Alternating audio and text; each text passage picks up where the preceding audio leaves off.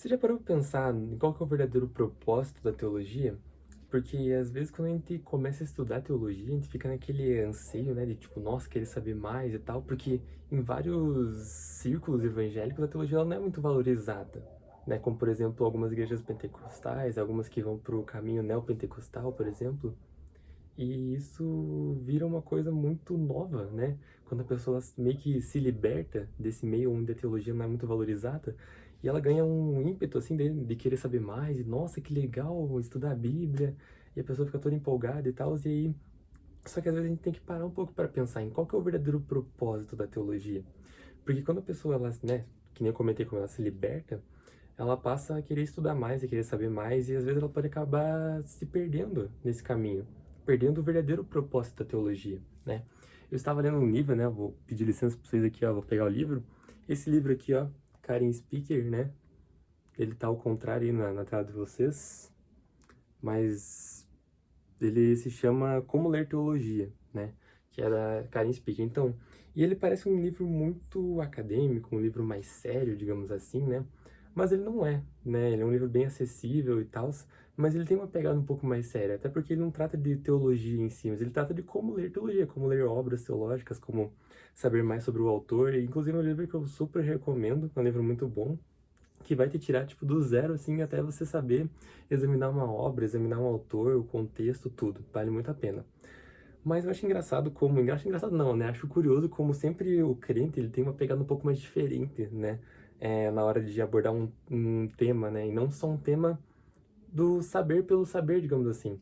Porque a teologia acadêmica, né, ou não só teologia, mas formas de conhecimento em geral, ela pode ser uma busca por conhecimento que busca apenas títulos ou fama. Eu tô olhando pro lado porque minha colinha, né, que eu anotei tá aqui do lado.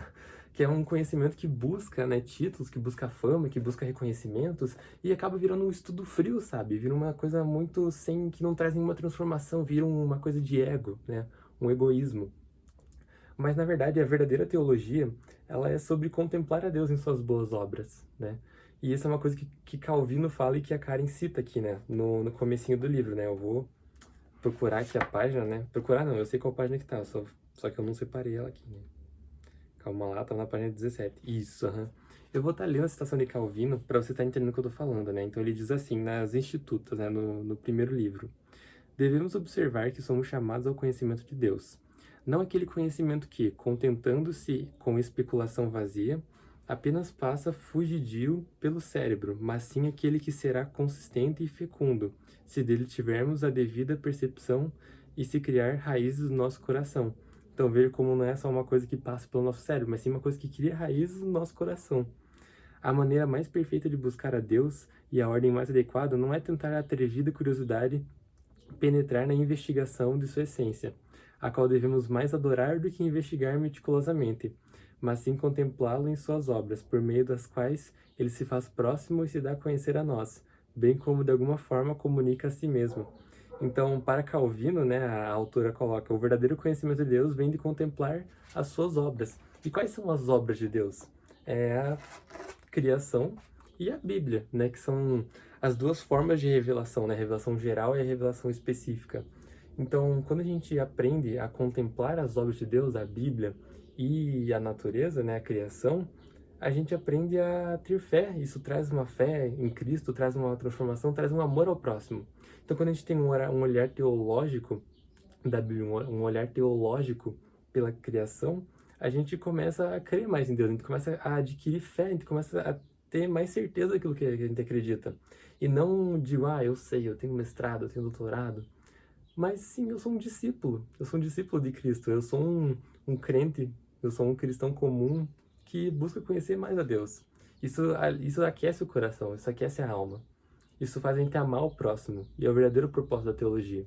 Então percebam qual que é a diferença, né? O teólogo vazio, que apenas busca saber, que apenas tem aquele estudo frio, que não traz nenhuma transformação para o coração. Ele vai ser apenas um arrogante que sabe da Bíblia, mas não vai saber discipular ninguém, não vai saber liderar pessoas.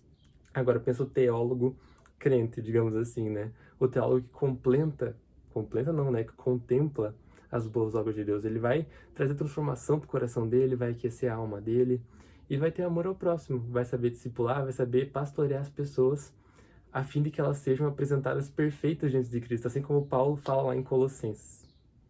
Então, acho que a reflexão que eu tinha para hoje era essa. Então, Deus abençoe.